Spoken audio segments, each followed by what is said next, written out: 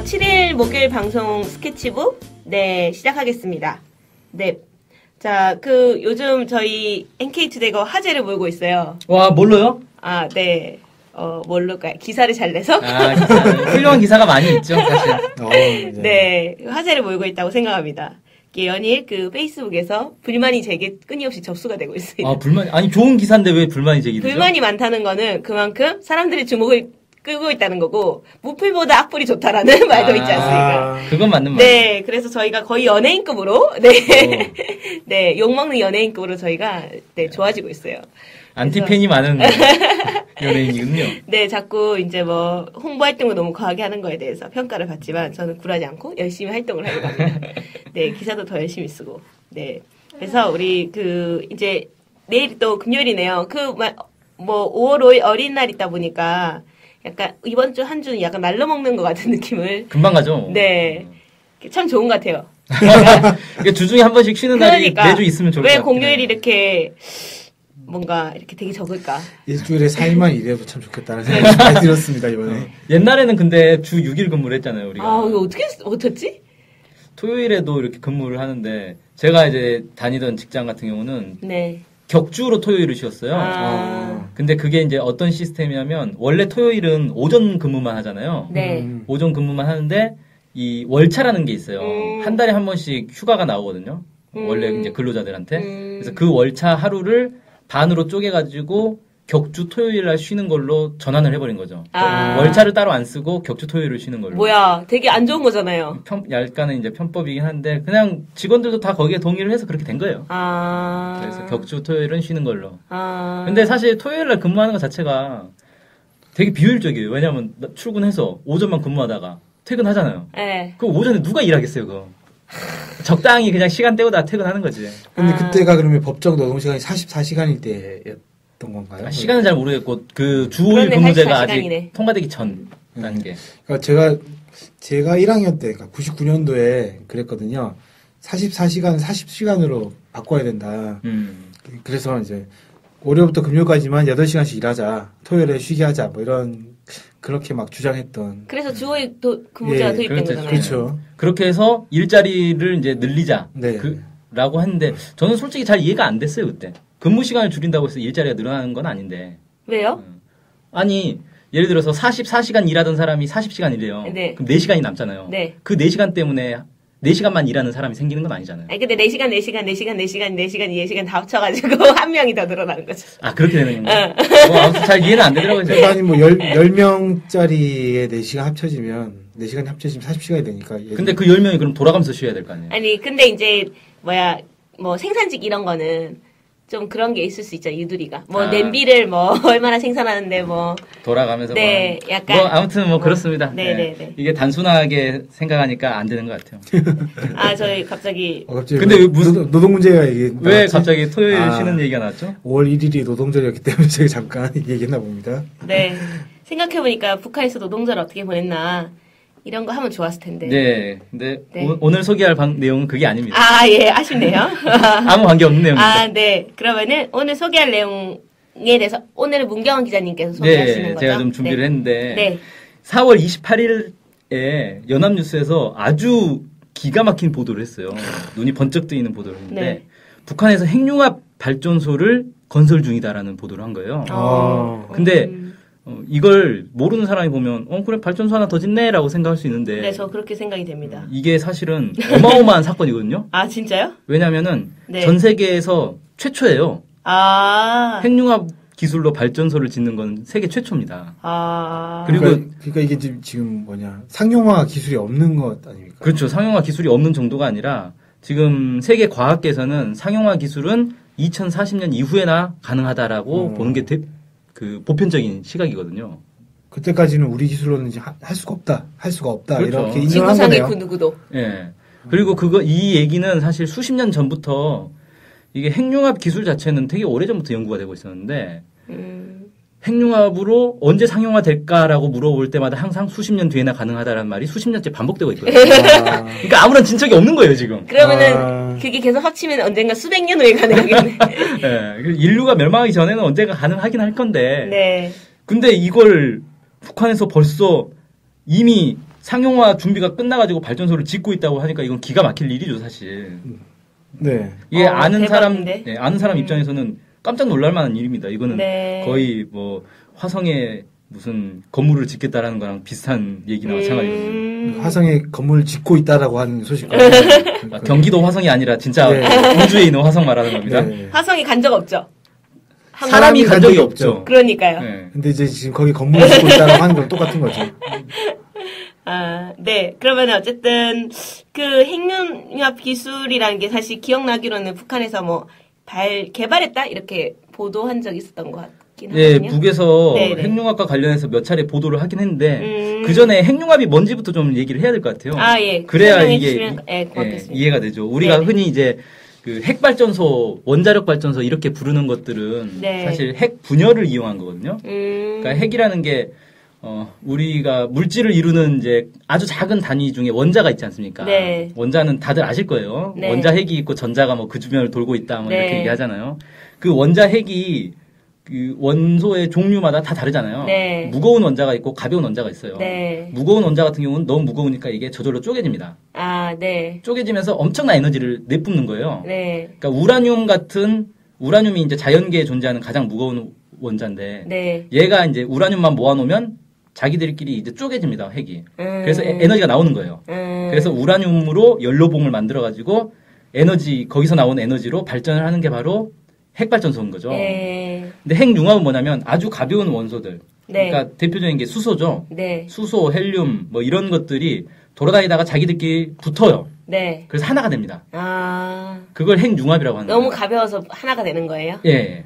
네. 근데 하나가 되면서 또 에너지가 나와요. 아. 그렇게 해서 이제 에너지가 나오는데 이걸 이제 무기로 만들면 네. 우라늄 같은 걸로 만든 게 이제 우리가 흔히 말하는 핵폭탄, 네. 원자폭탄. 네. 이게 이제 우라늄이나 플루토늄 같은 무거운 걸로 만들어서 핵 분열을 이용하는 거고 네. 핵융합을 이용한 게 수소폭탄이죠. 아, 그래서 수소폭탄이라 하는구나. 예, 수소가 들어있어서 수소폭탄이에요. 이 수소가 합쳐지면서 에너지가 나오는 겁니다. 엄청난. 네. 근데 이게 문제는 뭐냐면은 수소와 수소가 하나로 합치려면 아주 뜨거워야 돼요. 그러니까 아주 빨리 운동해서 그 부딪힐 때 에너지가 크게 발생해야 그렇죠. 핵융합이 된다는 거죠. 네. 아, 웬만하면 자기들끼리 안 달라붙는다? 그렇죠. 안 달라붙죠. 그래서 어느 정도 뜨거워야 되냐면은 네. 한 1억 도 정도. 1억 도면 태양보다 더 뜨거운 겁니다. 아, 태양보다 더? 네, 태양보다 더 뜨거운 거예요. 1억 태양이 핵융합으로 그렇게 있고 있는 거 아니에요? 맞아요. 근데 태양 같은 경우는 중력이 또 엄청나게 크니까 네, 맞습니다. 그 중력과 일정한 온도 이게 다 합쳐져서 태양이 이제 핵융합 되고 있는 건데 지구 정도의 중력에서는 1억 도가 필요하다 뭐 이런 그렇죠. 그런 거죠. 1억 도가 이제 필요하니까 이 1억 도를 만들 수가 없잖아요. 네, 어떻게 만들지? 수소폭탄 같은 경우는 어떻게 만드냐면 네. 수소폭탄 안에 핵폭탄이 들어있어요. 아, 예. 그래서 핵폭탄이 터지면서 1억 도를 만들어요? 1억 도가 나와요. 그러면 그거 가지고 수소가 핵융합을 해서 또 터지는 거예요. 그러니까 이중으로 터지는 거죠, 사실은. 근데 이게 한번 터지기 시작하면 그다음부터는 핵융합을 해서 스스로 열이 나오니까 그 열로 주변에 있는 수소들이 또 핵융합하고 해서 사실은 이 핵융합 같은 경우는 수소를 많이 담으면 많이 담을수록 엄청나게 큰 폭탄이 되거든요. 아, 약간 그 기하급수? 진짜 네. 소위 말하면 그런 느낌이네. 제한이 없어요. 크기에 제한이 없어요. 그러니까 핵폭탄 같은 경우, 우라늄이나 플루토늄탄 같은 경우 많이 모아놓으면 저절로 터져버리기 때문에 크기를 너무 크게 만들 수가 없습니다. 근데 수소폭탄은 수소는 모아놓는다고 해서 저절로 터지는 경우가 네네네. 없기 때문에 어마어마하게 크게 만들 수가 있어요. 그럼 이제 수소폭탄 하나로 지구를 날려버릴 수도 있겠네요. 그렇죠. 지구가 아니라 뭐 안드로메다도 날릴 수가 있죠. 그렇게 많은 수소를 모으기가 좀 쉽진 않은데. 네. 아무튼, 그러면은 예. 지금 그러면은 어쨌든 핵융합이라는 기술은 전 세계적으로 개발이 된 거죠. 그렇죠. 일단은 수소폭탄은 핵폭탄을 가진 나라들은 웬만하면 다 수소폭탄도 개발을 했으니까 수소폭탄 자체도 핵융합 기술로 이용하는 건데 네. 문제는 우리가 핵폭탄하고 핵발전소하고는 전혀 다른 거잖아요. 네. 핵폭탄이 있다고 해서 이걸로 핵 발전을 할 수는 없는 거거든요. 네. 이걸 천천히 에너지를 천천히 뽑아내는 기술이 이게 이제 핵심인 건데 핵융합도 마찬가지로 수소폭탄 만들기는 오히려 쉬워요. 네. 핵폭탄 하나에다가 수소만 채워놓으면 되는 거니까. 근데 이 핵융합으로 발전을 하겠다 그러면 이게 천천히 핵융합을 시켜야 되는데 네. 이걸 이제 제어하기가 거의 불가능한 거죠. 그래서 지금까지도 이게 실용화가 안 된 거예요. 그러니까 연구소 차원에서 네. 실험실 차원에서는 이 핵융합을 시킬 수는 있는데 그거를 상용화하지는 못하는 거죠 아직까지. 북한에서 이제 예전에 핵융합 발전했다라고 예. 그런 이제 기사가 난 적이 있었던 것 같은데. 그 90년대 후반에 한번 노동신문에 상온 핵융합이 성공했다. 이런 이제 보도가 나왔었거든요. 네. 근데 그건 아무래도 이제 오보에 가깝지 않겠냐라는 이제 주장들이 있어요. 왜 그러냐면 이게 핵융합이 되게 어렵다 보니까 핵융합 방법도 다양한 방법들이 지금 제시가 되고 있거든요. 네. 이제 대표적인 경우가 이 토카막이라는 게 있어요. 아주 거대한 장치인데 이 장치 안에다가 이 1억도가 되는 아주 뜨거운 수소를 모아놓는 거예요. 네. 근데 1억도가 되면 수소가 너무 이 불안정하기 때문에 얘를 가둬놓을 수가 없거든요. 네. 통에다 넣으면 통을 다 녹이고 나올 거 아니에요. 1억도나 되는데. 네. 어떤 통이 1억도를 견디겠어요. 그래서 이 통에 닿지 않게 얘를 가둬놔야 됩니다. 어떻게 가두냐. 이 자기장을 이용해서 전자기의 힘을 이용해서 벽에 닿지 않게 가둬놓는 거예요. 근데 그게 말이 쉽지 거의 불가능한 거예요. 이게 1억도나 되는 이 수소를 전자기의 힘으로 벽에 닿지 않게 가운데다가 이렇게 모아놓는 것 자체가 거의 어려운데 어쨌든 그걸 이제 토카막을 이용해서 이렇게 만든단 말이에요. 그러면은 1억도가 되는 수소는 어떻게 만들죠? 그 토카막으로 그러니까 전기의 힘으로 얘를 계속 가열을 하는 거예요. 계속 에너지를 줘서 1억도까지 계속 에너지를 주니까 전기가 엄청나게 잡아먹겠죠. 예, 장난 아니겠는데. 네. 그리고 이제 이 자기장 자체도 엄청 써야 되니까 이 자석들이 다 초전도를 이용해서 전기 저항을 0으로 만든 초전도를 하니까 이게 돈도 엄청나게 많이 들고 토카막 방식이 장비도 엄청나게 많이 필요하고 배보다 배꼽이 더 큰 거 아닙니까? 점점 배가 산으로 가고 있는 지금 상황이 됐어요. 배꼽이 너무 커져가지고 근데 이 투입한 만큼 에너지를 뽑아내야 되는데 아직까지 이제 뽑아내지는 못하고 있는 거죠. 네. 그래서 이게 너무 돈이 많이 들기 때문에 개별 국가에서 하지를 못하고 이 선진국들이 돈을 모아가지고 국제 연합을 만들어가지고 이 토카막 연구 기구가 있습니다. 우리나라도 거기에 들어가 있어요. 돈 내고 거기서 같이 연구를 하고 있는 거예요. 그리고 우리 과학자들도 가 있고. 네. 그리고 우리는 또 독자적인 토카막도 또 개발하고 있습니다. 대전에 있어요. 대전에 무슨 연구소 있는데 핵융합 무슨 연구소인가? 네. 있어서 거기 독자적인 있는데 그 한국의 핵융합 이 기술이 토카막 기술이 좀 세계적으로 앞선 편이라고 하더라고요.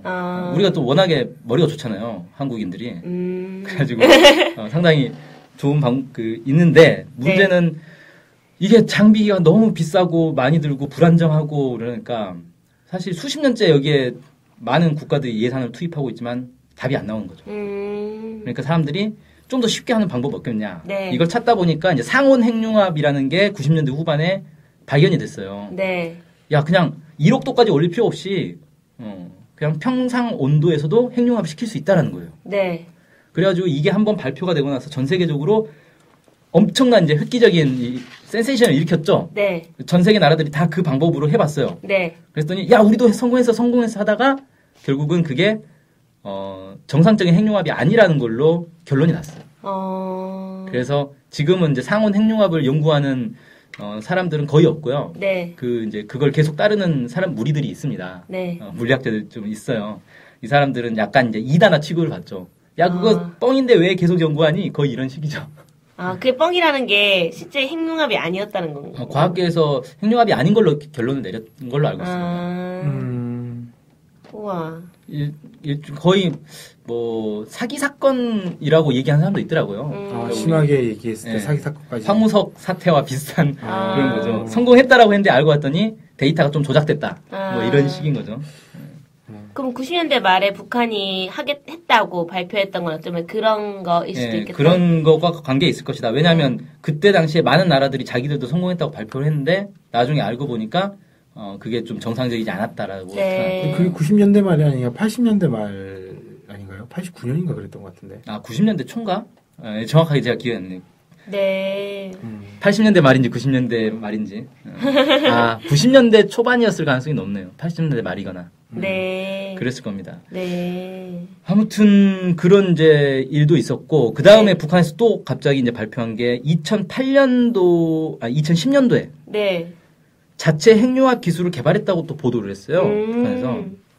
그때 북한에서 보도한 내용이 뭐냐면 우리식의 독특한 열핵 반응 장치가 설계 제작되고 핵융합 반응과 관련한 기초 연구가 끝났으며 열핵 기술을 우리 힘으로 완성해 나갈 수 있는 강력한 과학 기술 역량이 마련됐다. 네. 여기서 말한 열핵 기술이라는 게 핵융합 기술을 얘기하는 거예요. 네. 핵융합이 이제 워낙 뜨거운 온도를 필요로 하니까 열핵 기술이라고 얘기하는 겁니다. 네. 그 다음에 이제 새 에너지 개발을 위한 돌파구가 확고하게 열리게 됐다라고 하면서 이 핵융합을 이용한 에너지, 그러니까 발전소에 대해서 이때부터 이제 얘기를 하기 시작한 거죠. 네. 그럼 여기서 했던 거는 상온인지 뭐 그런 건 모르는 거죠. 예, 근데 여기서 이제 열핵 반응 장치라고 한 걸로 봐서 상온은 아니지 않겠냐라고 대체로 추정은 하는데 네. 어떤 기술인지 전혀 밝히지 않죠. 원래 1억도 해야 되는데 이게 그냥 열핵이라고만 해버리니까 1억도는 아닌 것 같은데 그렇다고 해서 뭐 1억도보다 높을 수도 있죠. 그러니까 뭐 아닐 수도 있고 네, 높을 수도 있고 날 수도 있고 한데 네. 얼마인지는 알 수 없는 뭐 이런 상황이란 거네요. 근데 그래서 제가 이제 좀 찾아봤어요. 도대체 이 뭔가 했더니 네. 북한이 그 전에 2008년도에 네. 과학기술 발전 5개년 계획이라는 걸 발표를 했거든요. 거기에 이제 20개 중점 과제가 있어요. 네. 그러니까 우리나라도 보통 이런 거 하거든요. 과학기술계 뭐 100대 중점 과제, 50대 중점 과제 뭐 이런 식으로 발표를 해요. 네네네. 그 중에 하나가 핵융합 분열 혼성 원자로라는 게 있었대요. 20개 중에 하나가. 그래서 이걸 혹시 얘기한 게 아닌가.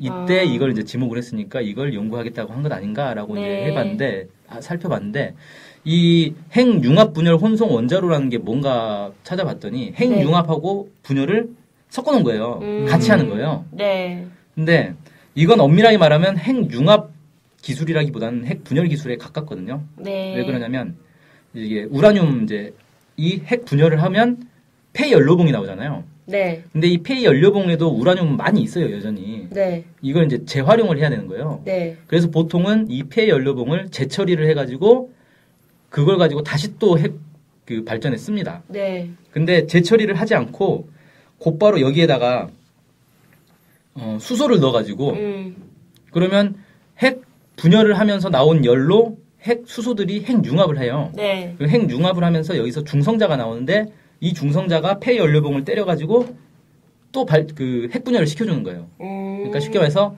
핵분열을 더 잘 되게 해주는 촉진제 역할. 그러니까 우리가 보통 이제 핵연료봉이 있으면 예를 들어 20%만 쓰고 버린다라고 하면 이걸 80%까지 쓰게 해주는 거죠.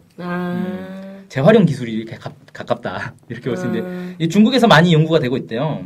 근데 이제 아직까지는 연구만 하고 있지 실제 실물로 이게 가능하다라는 게 실제 만들어진 적은 없다고 그러는데 네. 북한에서 이제 이걸 연구를 하겠다라고 20개 중점 과제로 꼽았으니까 이번에 나온 게 이게 아니겠는가 라고도 추정이 되는 게 네. 북한에서 정확하게 뭐라고 얘기를 했냐면 이 북한에서 공식적으로 발표한 거 아닙니다. 네.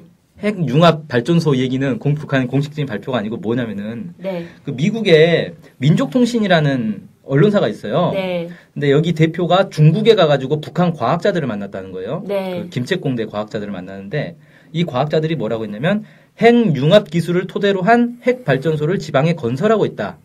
언젠가 세상을 깜짝 놀라게 할 기념비적 발전소가 탄생될 것이다. 네. 이렇게 얘기를 했다는 거예요. 그러니까 정확하게는 네. 핵융합 발전소라고 한 게 아니라 거의 기술을 좀 기초한? 네, 핵융합 기술을 토대로 한 핵발전소라고 했으니까 그럼 이게 이 혼성 원자로 얘기하는 거 아닌가? 핵발전소인데 핵융합 기술도 좀 들어가 있는. 우리가 알고 있는 핵융합 발전소와는 좀 다른 게 아닌가 이런 그렇죠. 추정이 가능하다는 거죠. 네, 그렇죠. 차라리 그냥 핵융합 발전소다 해버리면 뭔가 있나 보다라고 하는데 핵융합 기술을 토대로 한 핵 발전소라고 했으니까 우리가 생각했던 그건 아니고 이제 혼성 원자로일 가능성도 있겠다라고 생각되는데 물론 혼성 원자로 역시 지금 실험실 수준에서도 이건 아직 뭐 구현된 게 없으니까 이것도 역시 이제 세계 최초인 거고 상당한 핵 기술을 가지고 있다는 건 입증이 되는 거죠. 근데 이거 말고도 사실 핵융합과 관련해서는 다양한 기술들이 지금 개발되고 있어요.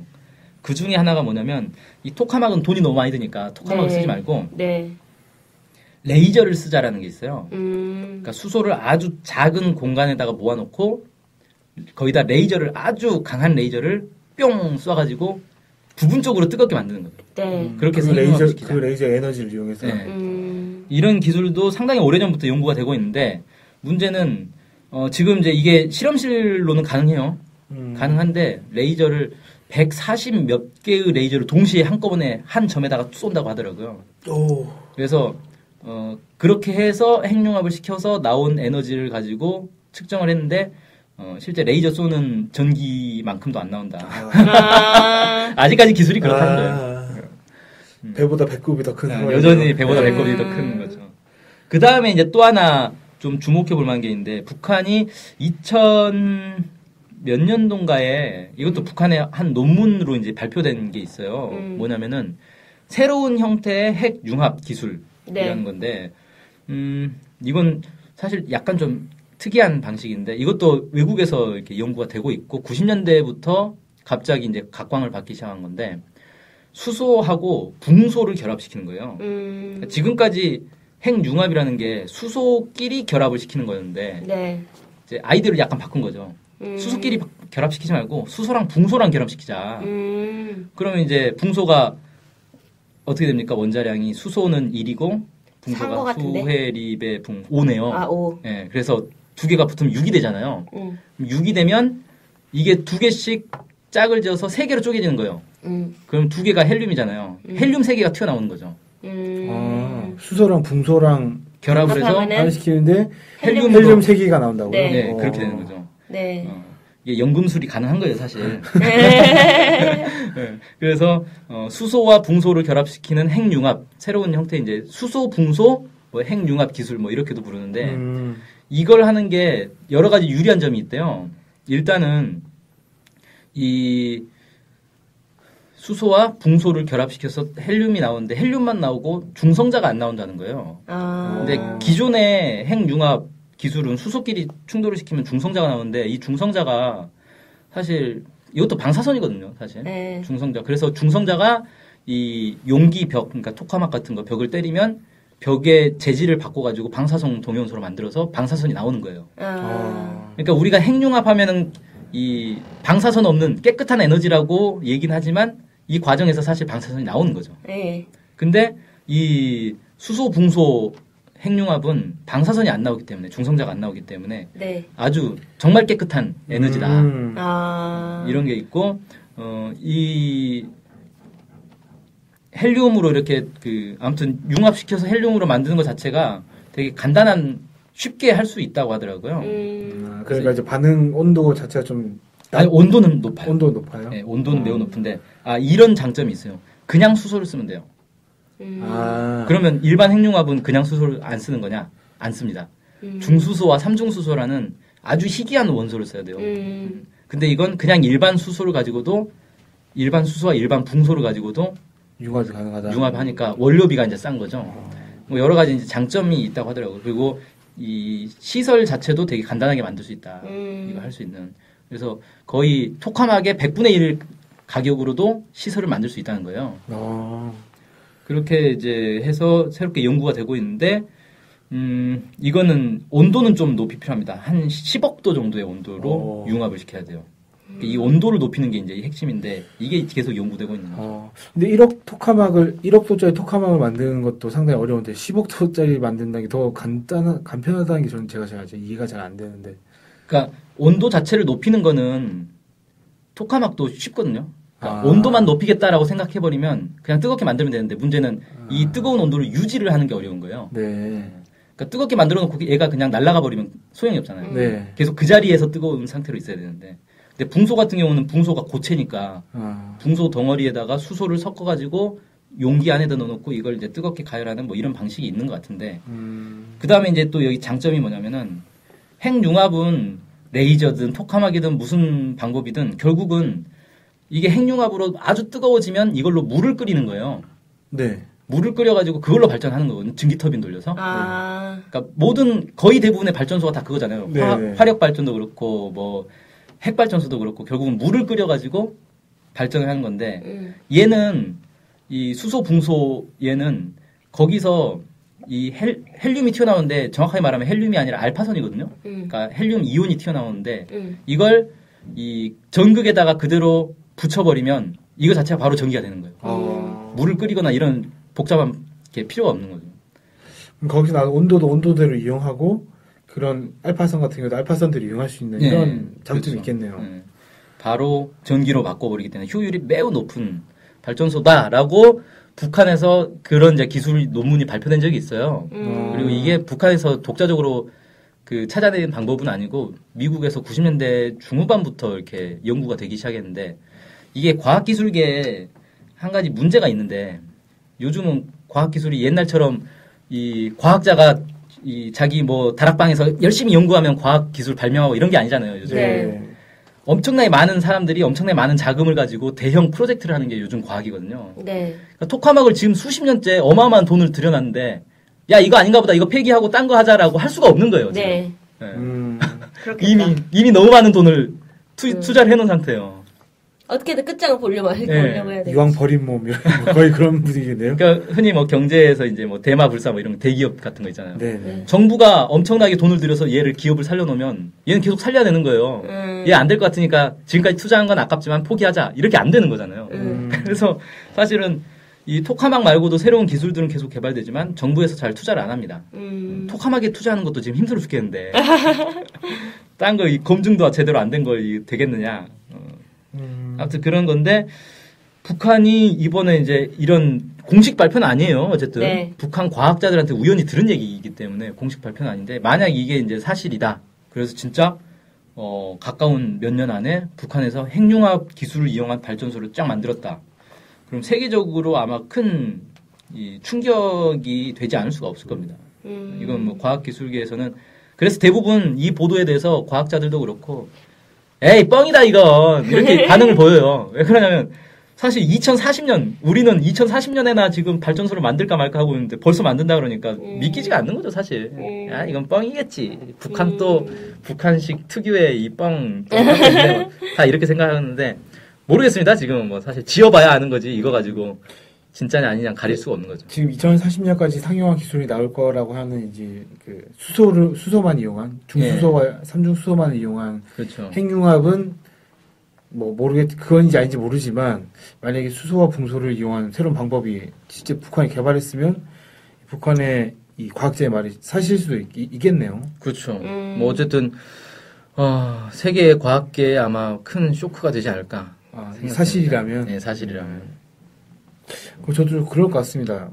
정말 맨날 북한 하면 뭔가 낙후돼 있고 되게 못 사는 것 같고 이런 이미지만 상당히 강조돼 있지 않습니까? 그렇죠. 근데 그런 데서 전 세계에서도 단 한 번도 나온 적이 없는 그런 신기술을 또 아주 필요한 신기술을 만약에 개발한다 이러면 아주 그냥 사람들에게 오는 충격이라는 이루 말할 수 없을 것 같습니다.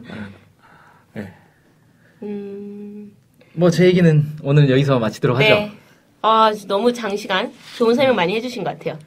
약간 잘 모르고 있었는데 핵융합에 대해서 청취자분들도 많이 알게 되지 않았을까 싶습니다. 네, 그러면 이상으로 우리 목요일 방송을 마치도록 하겠습니다. 댓글 소개. 댓글 소개하는 네네네. 시간이네요. 그러니까 이 기사가 워낙 말씀하셨듯이 논란이 되다 보니까 네. 평소에 반응이 잘 없으셨는데 네. 이 기사에 좀 댓글 좀 다시 왔더라고요. 그래서 여러 댓글이 있는데 하나만 딱 소개를 하겠습니다. 하나만 해도 상당히 길 것 같아서요. 네. 닉네임이 이라고 있는 점 개수를 다 세셨어요? 대충 때려 맞췄어요. 이분이 이렇게 남겨주셨습니다. 농업과 에너지 산업은 가장 근본이며 크고 중요한 산업입니다. 그런데 자본주의 국가에서는 식량이나 에너지 산업에 있어서 독점 현상이 나타납니다. 특히 미국, 정확히 말하면 제국주의 초국적 독점 자본은 식량과 에너지를 산업 차원과 안보 차원에서 다룹니다. 특히 핵융합 발전소가 상용화된다면 기존의 석유 에너지 자본은 독점의 지위를 잃고 망하게 되겠죠. 다시 말해서 자본주의 국가에서의 과학기술 개발의 산업화는 독점 자본의 이해에 입각해서 발전 속도를 높이거나 또는 제약하기도 합니다. 그런데 이런 자본의 이해관계에 의한 제약 없이 마음껏 과학기술을 개발하고 이를 군사 무기나 산업 기술에 접목시킬 수 있는 세계 유일의 국가가 북한이라고 해도 과언이 아닐 겁니다. 남한은 왜 핵과 미사일 개발을 못합니까? 미국과 제국주의 자본의 이해관계에 의해서 억제되고 제약되기 때문이죠. 이는 비단 군사무기에 국한되는 것이 아니라 과학기술 개발에 있어서도 미국과 제국주의 독점 자본의 이해관계에 의해서 제약을 받습니다. 또한 이런 경우는 우리나라만이 아니라 일본이나 대만, 심지어 영국이나 프랑스도 마찬가지입니다. 정도의 차이만 있을 뿐이지. 그런데 북한은 미국의 온갖 압력에도 굴하지 않고 오로지 북한 자신의 이해에 입각해서 과학기술을 발전시키고 있다는 사실입니다. 상당히 전문적인 이렇게 남겨주셨어요. 네. 뭐 어려운 용어들이 좀 나오는데. 아니 근데 이렇게 긴 댓글을 남겨주신 거예요? 네. 되게 길다. 네. 기사인 줄 알았네요. 길어가지고. 네. 그래서 뭐 보면 이제 사실 북한은 뭐 다른 것에 외압 받을 게 없이 진짜 이게 필요하다 싶으면 여기에 집중할 수 있다 이런 주장이신 것 같아요. 네, 그게 사실 과학기술 발전에도 영향을 주죠. 네. 이게 예전에 그 미국에서도 그런 비판들이 많이 있거든요. 그 새로운 에너지 개발을 석유 자본이 계속 방해하고 있다. 이런 이제 비판적인 영화도 많이 있어요. 그런 거 관련해서. 뭐 심지어는 뭐 이런 거죠. 그 천연가스 개발을 석유 개발 업체들이 방해하는 거예요. 천연가스가 개발되면 석유값이 낮아지니까. 뭐 이런 것부터 시작해서 아무튼 되게 복잡하더라고요. 결국 이게 돈이 되면 과학기술도 발전시키는 거고 자기들한테 피해가 갈 것 같으면 이게 방해하는 거고. 옛날에 그 라이트 형제가 비행기 개발했을 때도 철도 업체 이런 데서 엄청 방해를 했대요. 비행기 개발을. 비행기 생기면 철도 산업 망한다고. 그렇다고 망하진 않았지만. 결국 이제 상생하는 방법을 찾아야 되는데, 그거보다는 일단, 쟤네들 방해를 해서 우리가 돈을 좀 더 많이 벌어야겠다. 이런 생각하기가 더 쉬운 거죠, 사실. 사실 생각을 해보면, 지금 핵발전소라든지, 한국만 해도 핵발전소라든지 문제가 많아가지고, 친환경 에너지나 이런 거에 대한 투자도 많이 하고, 그 다음에 연구도 많이 해야 될 상황인데, 그런 거 잘 안 하더라고요. 그런데 이제, 저는 정확하게 모르는데 페이스북이나 이런 데 보면 핵 마피아 때문에 그렇다 이런 식으로 쓰시는 분들이 많거든요. 뭐 사실인지 아닌지 모르겠습니다만 뭐 그런 식의 좀 제약이라고 해야 되나 이런 것들이 좀 있지 않을까라는 생각이 좀 들어요. 들기는. 네. 댓글 소개 감사했습니다. 네. 오늘 그럼 핵융합 기술을 토대로 한 북한에서 발전소가 건설 중이라는 오늘의 방송을 좀 마치겠습니다. 네, 수고하셨습니다. 네, 수고하셨습니다. 네, 감사합니다.